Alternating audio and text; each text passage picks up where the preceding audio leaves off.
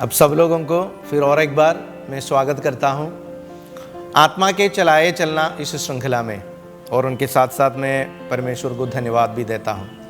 आज के मनन के लिए मत्ती का सुसमाचार उसका 5वां अध्याय उसका 16वां पद से हम पढ़ूंगा। मत्ती का सुसमाचार 5वां अध्याय की 16वां पद हम पढ़ते हैं।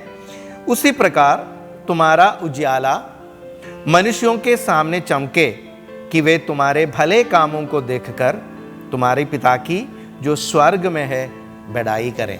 प्रभु यीशु मसीह ने हमको बताया हुआ एक आदेश है, एक आज्ञा है। प्रभु वहाँ पे ये बताते हैं तुम्हारी उजियाला मनुष्यों के सामने चमके। मनुष्यों के सामने इनका मतलब जो परमेश्वर को नहीं जाने, प्रभु यीशु मसीह को नहीं जानते, उन लोगों के सामने हमारे उजियाला चमके ताकि वो तुम्हारी भले कामों को देखकर तुम्हारी पिता की जो स्वर्ग में है उनका बड़ाई करने के लिए। जो परमेश्वर को नहीं जानते, प्रभु यीशु मसीह को नहीं जानते, उनके सामने तुम्हारा उजियाला उनके सामने चमके। क्या है हमारी जीवन की उजियाला?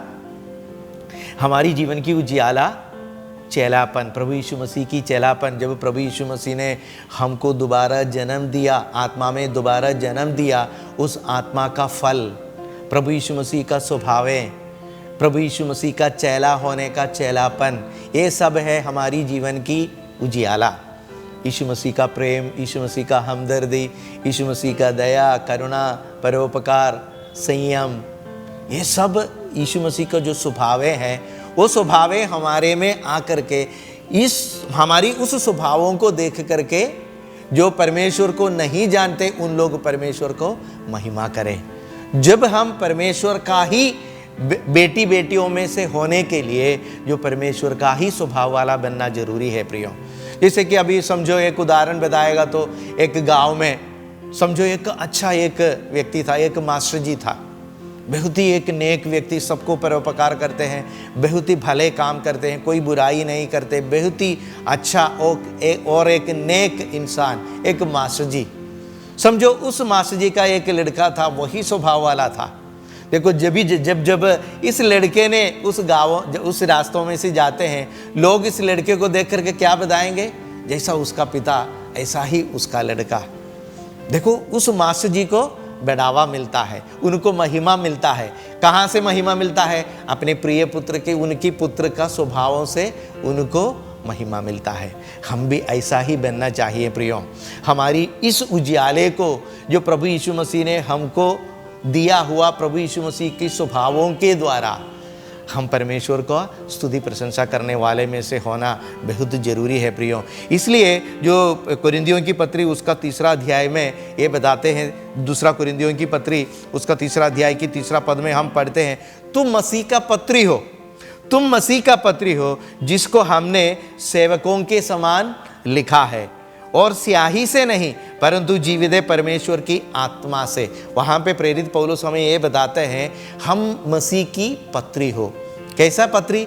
जो स्याही से लिखा हुआ पत्री नहीं, बल्कि परमेश्वर की आत्मा से लिखा हुआ पत्री। कहाँ पे लिखा है? केवल एक पत्थर की पट्टियों पर लिखा नहीं, बल्कि मांस रूपी पट्टियों, हमारी हृदय के अंदर परमेश्वर की आत्मा के द्वारा लिखा हुआ परमेश्वर की पत्री है हम। इसलिए जो लोग, जो समाज, जो अन्य जातियों के लोग जब हमें देखे, हमारा इस पत्री को, हमारा जीवन यीशु मसीह का पत्री, यीशु मसीह को दिखाने वाला, प्रकट करने वाला एक पत्री समान है प्रियो। लोग हमें देख करके परमेश्वर को स्तुति प्रशंसा मिलना है, देना है प्रियो। इसलिए आने वाली दिनों में हमारी जीवन को देखे, हमारी जीवन का स्वभावों के द्वारा मैं परमेश्वर को महिमा देने वाला एक व्यक्ति है, इस बात को देखना प्रियो। इसलिए 2 कुरिन्थियों की पत्री उसका 2 अध्याय की 15वां पद में हमको प्रेरित पौलुस ने हमें ये याद दिलाते हैं, हम मसीह की सुगंध हो, जो नाश होने वालों के बीच में, जो जीने वाले, जो जीवन पाने वाले लोगों के बीच में, तो मसीह के सुगंध हो। मसीह का सुगंध, इनका मतलब मसीह का महसूस होने के लिए, मसीह का उस सुगंध को फैलाने वाला एक व्यक्ति बनने के लिए प्रभु यीशु मसीह आप सब लोगों को आशीष और अनुग्रह करें।